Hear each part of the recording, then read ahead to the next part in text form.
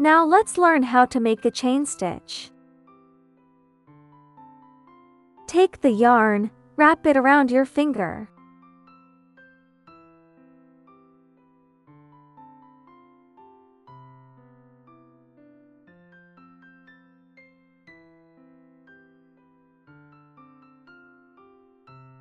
Wrap the yarn around the crochet hook from bottom to top. Then pinch this loop between your thumb and middle finger.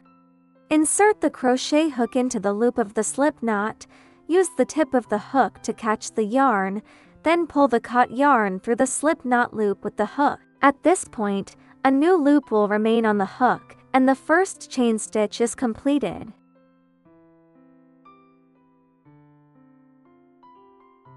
Yarn over again, then pull the hooked yarn through the single loop that's already on the hook. Now we'll still have one loop left on the hook, and our second chain stitch is done. Repeat this motion to continue crocheting the third, fourth, or more chain stitches.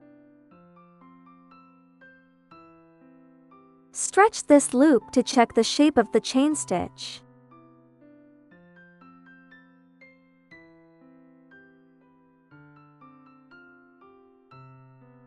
A chain stitch is shaped like a V, and each V-shaped stitch represents one chain stitch.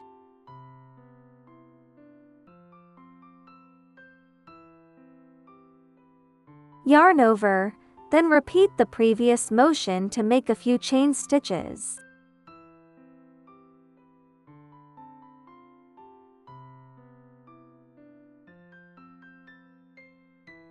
When making chain stitches, the loop here shouldn't be too loose. Otherwise, the loops of the chain stitches will be too big, leaving large holes in the fabric. The loop you pull through shouldn't be too tight either, or the crochet hook won't be able to pass through it.